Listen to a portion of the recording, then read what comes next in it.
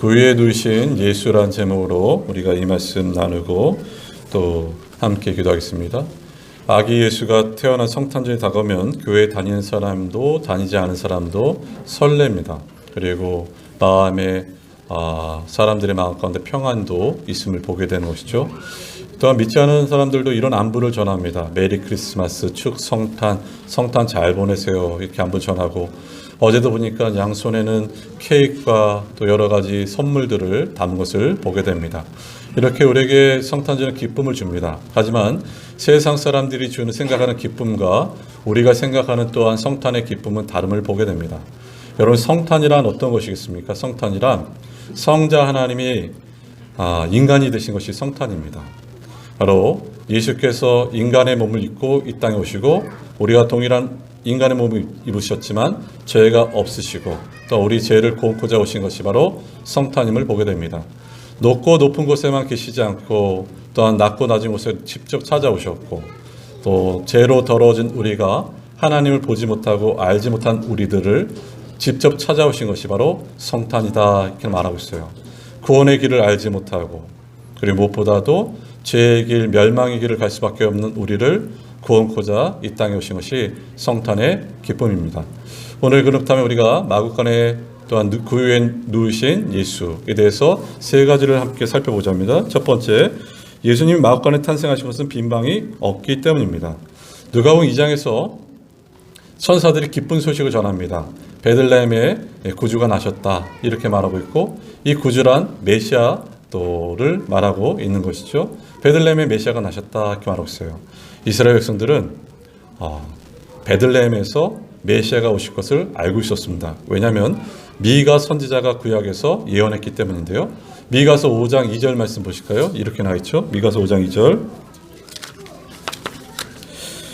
베들레헴 에브라다야, 너는 족속 중에 유다 족속 중에 작을지라도 이스라엘을 다스릴 자가 내게서 내게로 나올 것이라. 그의 근본은 상고의 영혼에 있느니라, 이렇게 나와 있어요. 베들레헴은 예루살렘의 남서쪽으로 약 8km부터 떨어진 곳이고, 또 작은 마을, 그리고 떡집을 말하는 것이 베들레헴입니다. 우리가 오늘 2장 1절 한번 다시 보실까요? 2장 1절에 이렇게 나와 있습니다.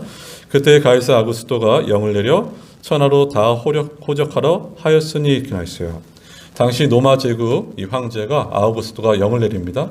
고향으로 가서 호적을 등록하라, 이렇게 말하고 있어요. 그 이유는 세금을 징수하기 위함임을 보게 되는데, 참 놀라운 것은 당시에 로마 황제가 다스렸지만, 하지만 이 로마 황제를 다스리신 분이 누구신가? 온 우주 만물을 다스리신 분이 누구신가? 바로 우리 하나님이라는 것을 말씀하고 있는 것이에요. 모든 것이 하나님의 섭리 가운데 있습니다. 참 놀라운 것을 보세요. 이들을 이동시키시죠. 요셉과 마리아를 베들레헴으로 이동시키신 이유는 구약의 말씀을 성취하기 위해서 베들레헴으로 이동시킴을 우리가 알 수 있습니다. 여러분, 주님께서 모든 것을 다스리세요. 주님이 오심으로 사망 권세가 깨어졌고, 죽음의 권세가 깨어졌고, 죄의 권세가 깨어졌다고 말하고 있습니다. 바로 주께서 다스린다는 것을 놓치지 마셔야 됩니다. 당시 로마가 다스리고 있었어요. 로마가 역사적으로 1000년을 다스렸습니다, 여러분. 사람들이 한 세대를 100년으로 생각하면 1000년이라는 것은 너무나 긴 세월이고, 사람들이 보기에는 로마가 영원히 다스릴 것처럼 보입니다. 그래서 많은 나라들이 속국이 되어서 로마에게 조공을 바치게 되고, 또한 로마가 이 모든 것을 다스린다 생각했던 때가 바로 그때였습니다. 지금 현재는 어떻습니까? 지금 현재는 미국이 최강국으로 또한 다스리는 것처럼 보이고, 신흥 강국 중국이 다스리는 것처럼 보입니다. 그리고 마치 하나님은 가만히 계시는 것처럼 보이고, 사단이 이 세상을 다스리는 것처럼 보여요. 그러나 여러분, 믿음의 눈을 보면, 성경의 말씀에 보면은 하나님이 다스리십니다. 출애굽기 19장 5절에서도 이 온 세계가 다 내게 속하였다 말하고 있어요. 새하늘과 새 땅만 다스리는 하나님이 아니라 인생의 운명을, 이 땅의 역사를, 온 우주 만물을 다스리신 분이 누구신가? 바로 우리 하나님이시다, 성경은 말하고 있는 것입니다. 과거의 로마가, 현재는 미국과 또한 중국이 이 땅을 다스리는 것이 아니라, 사탄이 다스리는 것이 아니라 바로 주님이 다스리십니다.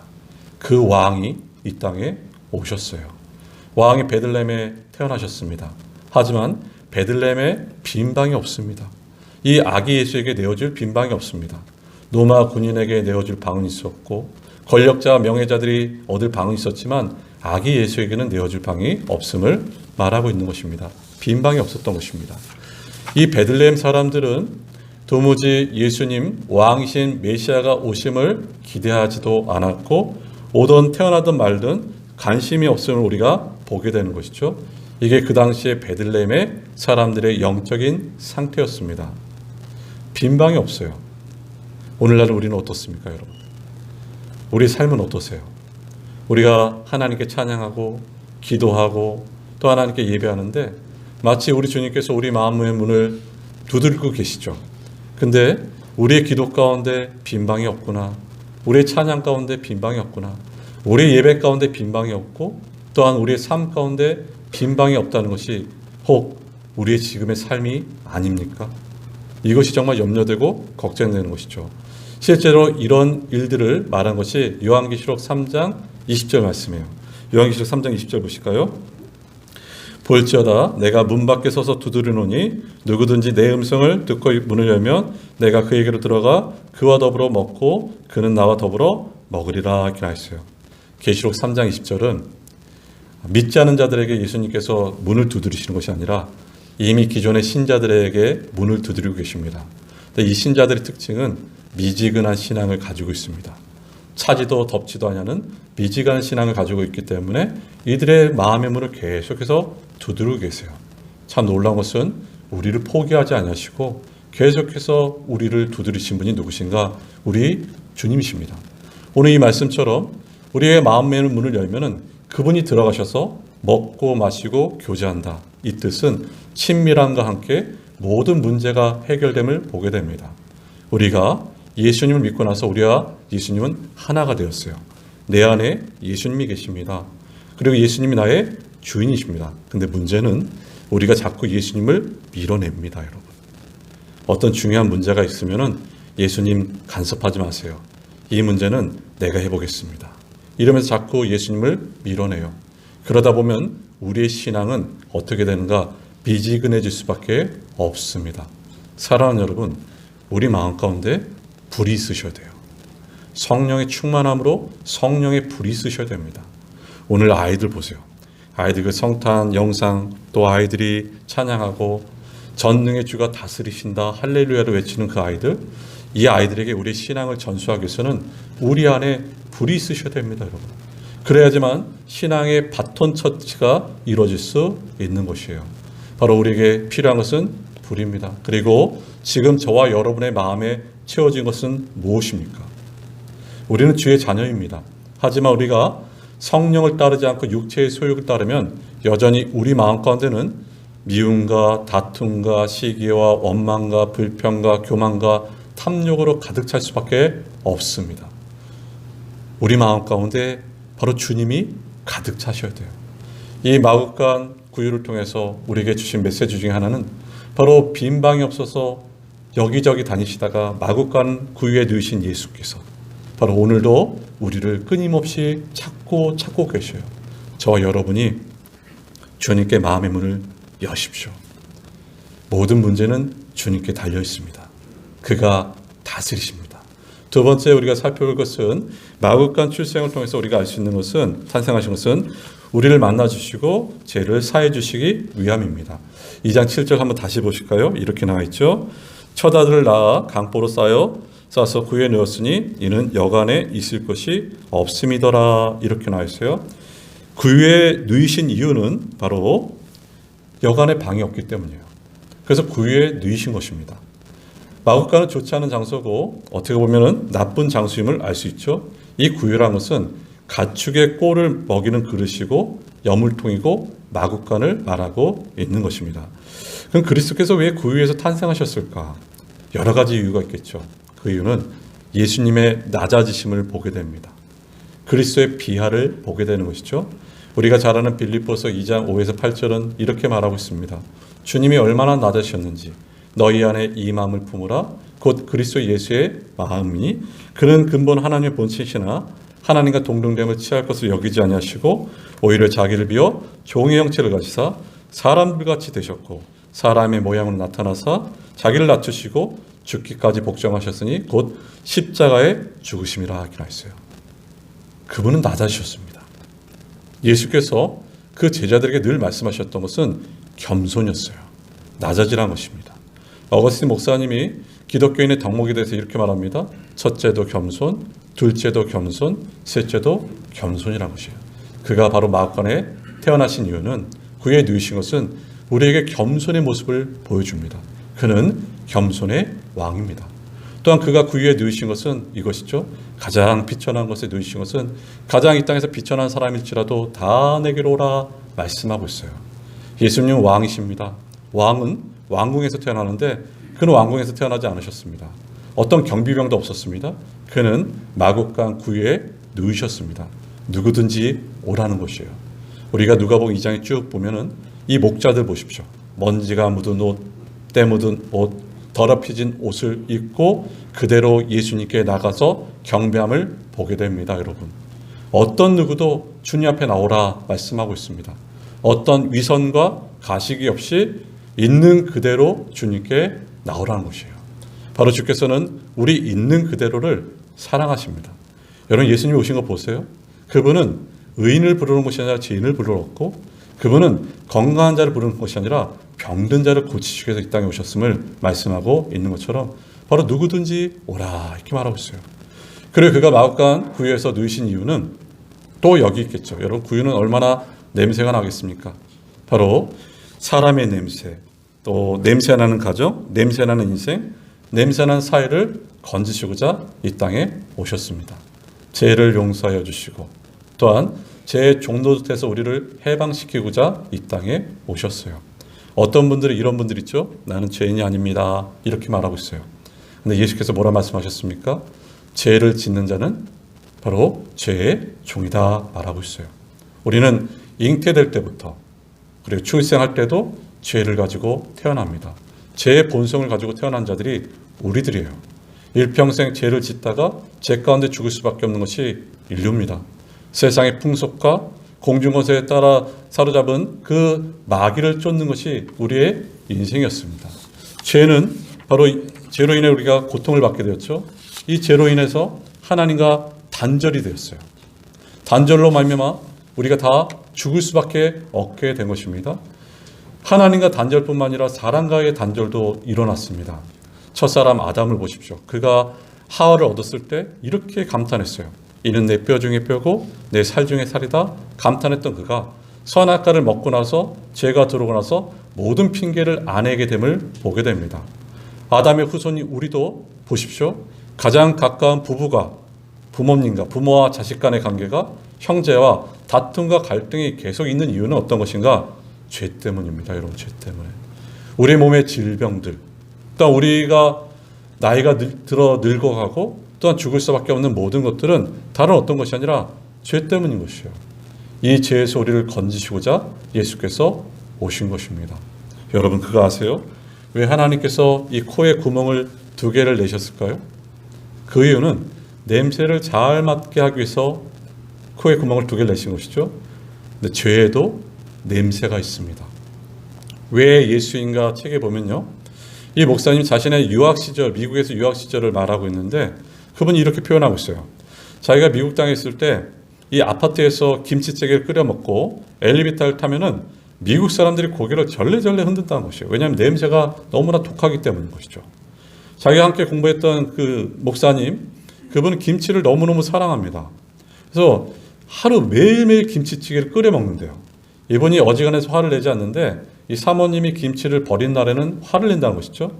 근데 매일매일 김치를 끓여 먹다 보니까, 김치찌개를 먹다 보니까 신학교 강의실에 이 장의자에 누구만 앉아있냐면 자기만 앉아있어요. 왜 그렇겠습니까? 냄새 때문에, 냄새 때문에. 죄에도 냄새가 있습니다. 죄의 냄새로 우리는 오염됐습니다. 우리 영혼과 육신이 부패되었고 파괴되었습니다. 우리 지각이 전적으로 부패되었습니다.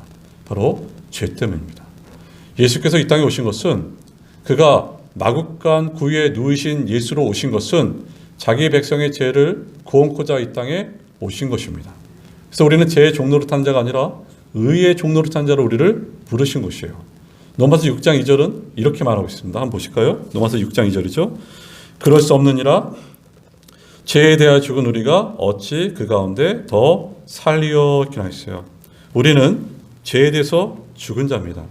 그런데 우리가 죄에 대해서 죽었다는 것은 우리가 죄와 전혀 상관없다, 이제는 죄를 짓지 않는다, 이제 죄가 사라졌다, 이런 의미가 아닙니다. 우리 신분이 달라진 것이에요.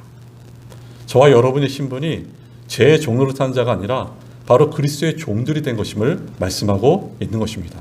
이전에는 죄의 종이 되어서 죄가 이끌린 대로 좌지우지 살아갔던 자들이 바로 저와 여러분이에요.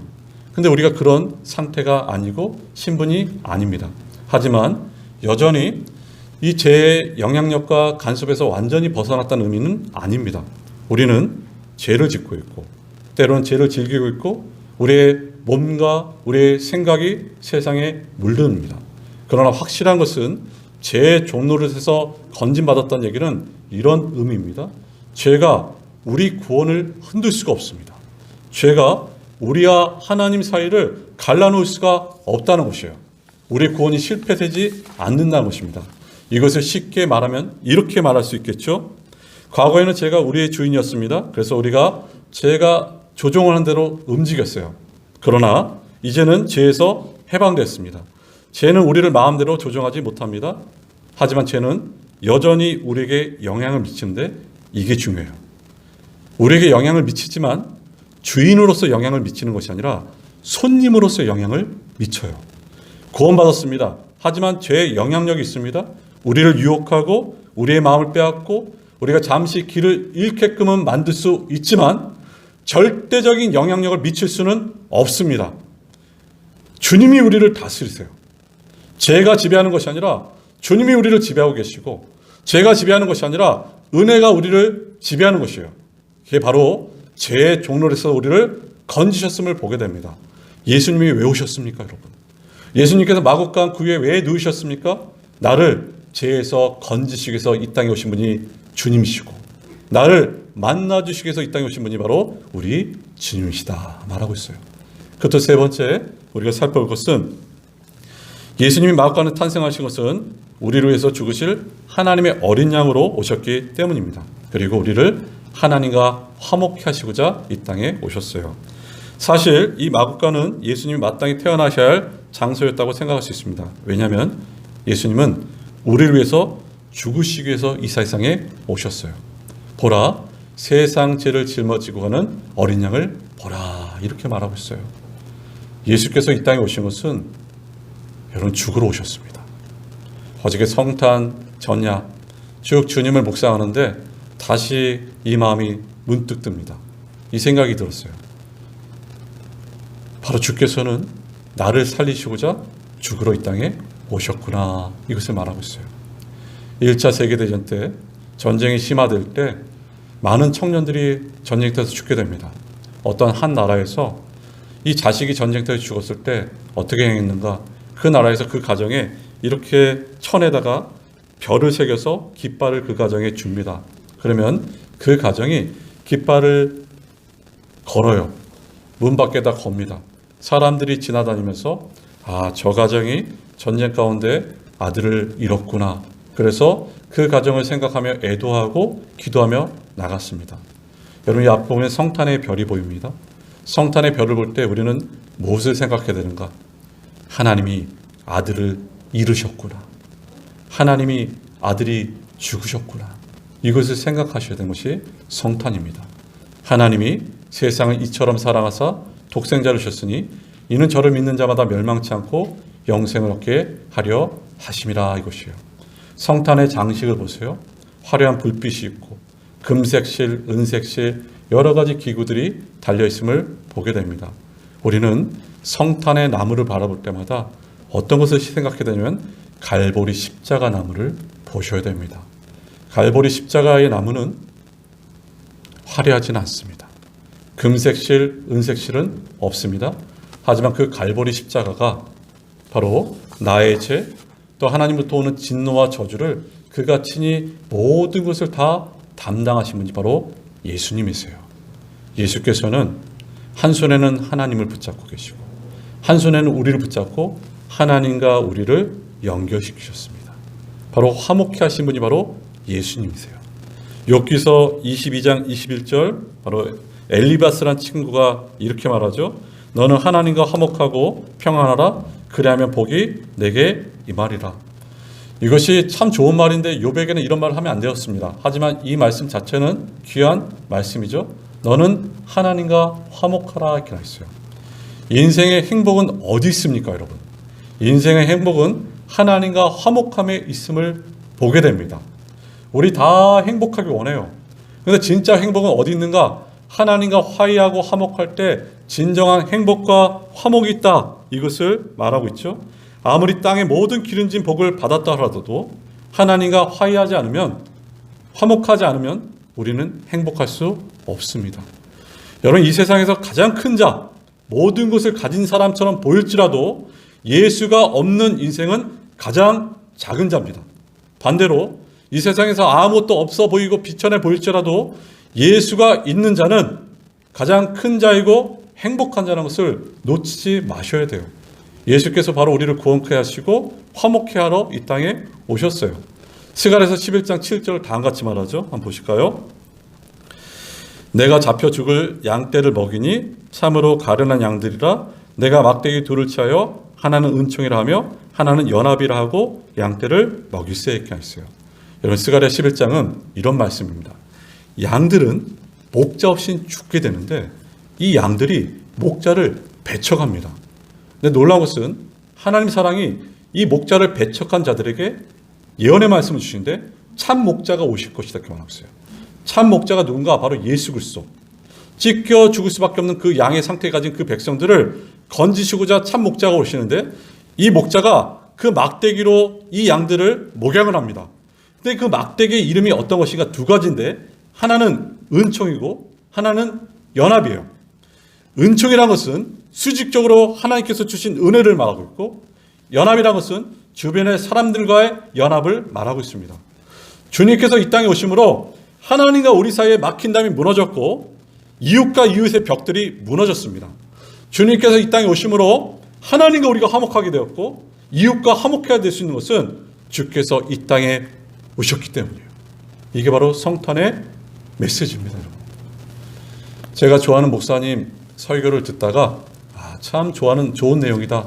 그래서 이 성탄의 메시지가 참 맞는다. 그래서 말씀 전합니다. 실제적으로 몇 해 전에 있었던 일이고, 저 서초 지방법원에서 청소년 범죄 법정에서 있었던 일입니다. 이 법정에 한 여학생이 서 있어요. 만 16살, 17세죠. 고등학교 1학년. 근데 이 아이가 왜 서 있는가? 이 아이가 폭행, 절도, 그리고 오토바이를 훔쳐서 그 자리에 서 있습니다. 이 아이는 이미 한 번 법정에 서본 경험이 있는 아이라서 여기서 어떤 벌을 내릴 수 있는 상황이었습니다. 근데 그때 당시 판사가 누구였냐면 여자 판사님이었어요.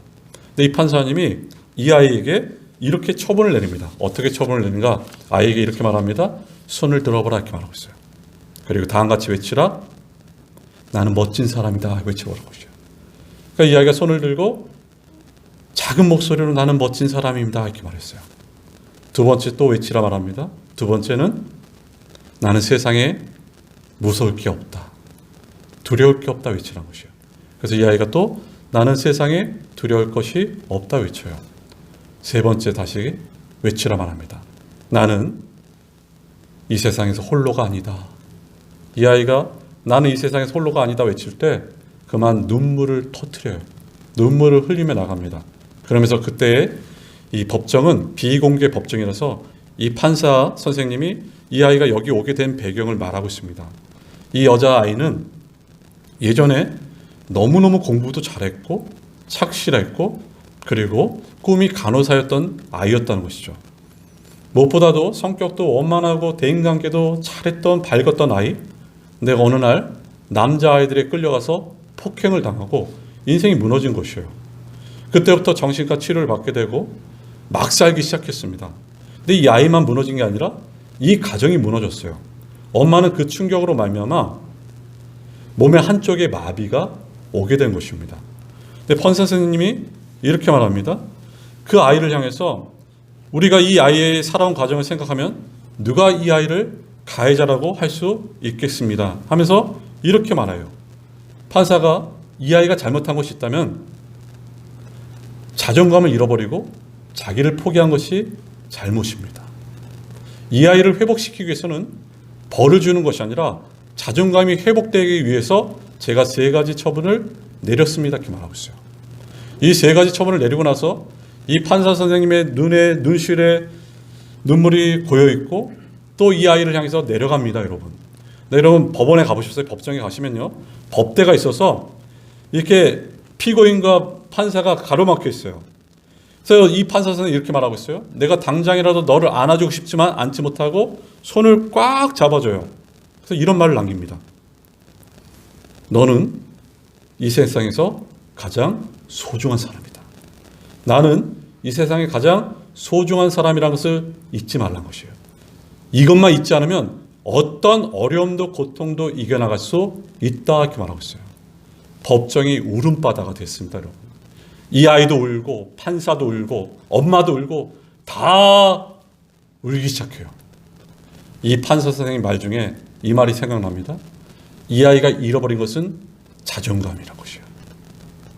인생의 고통은 내가 누군지를 잃어버린 것이에요. 여러분 죄라는 것은 하나님을 잃어버린 것뿐만 아니라 내 존귀함과 자존감을 잃어버린 것이 바로 죄입니다. 우리는 잃어버리고 살고 있어요. 하나님을 잃어버렸고 나의 존귀함과 자존감을 잃어버리고 살았어요. 이 자존감과 존귀함이 어떻게 회복될 수가 있겠습니까? 어떤 명예가, 어떤 학력이, 어떤 권력이 물론 잠시 자존감을 회복할 수는 있겠죠. 하지만 영원토록 자존감을 회복할 수는 없습니다. 이 자존감을 회복할 길은 단 한 가지, 하나님이 오셔야 됩니다. 하나님 우리를 찾아오셨어요. 그게 바로 성탄입니다. 그가 육신을 입고 이 땅에 오셨습니다. 자기 백성의 죄를 곤고자 이 땅에 오셨습니다. 자기 백성들과 늘 함께 하신다고 말씀하시고자 이 땅에 오셨습니다. 자기 백성을 사랑하시고 자기 백성을 불쌍히 여기시면서 이 땅에 오셨어요. 성탄의 메시지는 여기 있습니다 여러분. 저와 저 아이들 여러분 한 분 한 분들은 다 소중한 사람들이라는 것이에요. 그것을 잊지 마셔야 돼요. 이게 바로 성탄의 메시지입니다. 저와 여러분은 예수의 피값으로 사신받은 자들이 바로 저와 여러분들이에요. 어떤 것도 우리의 구원을 흔들 수가 없습니다. 어떤 것도 하나님과 우리 사이를 갈라놓을 수가 없다는 것이 성탄의 메시지입니다. 오늘 이 말씀 기억하십시오. 왜 예수께서 마국간 구유에서 누우셨을까? 빈 방이 없었기 때문이에요. 여러분, 우리 남은 생에 우리의 마음의 문을 주님을 향해서 활짝 여십시오. 그리고 이 마음이 주님으로 채워지길 바라겠고 주께서 낮아지신 것처럼 낮아지고 이제 우리는 죄의 종노릇이 아니라 그리스도의 사람이라는 것을 잊지 마십시오. 그리고 저와 여러분은 소중한 자라는 것을 잊지 않는 성탄 되길 바라면서 우리 시간에 함께 기도하겠습니다.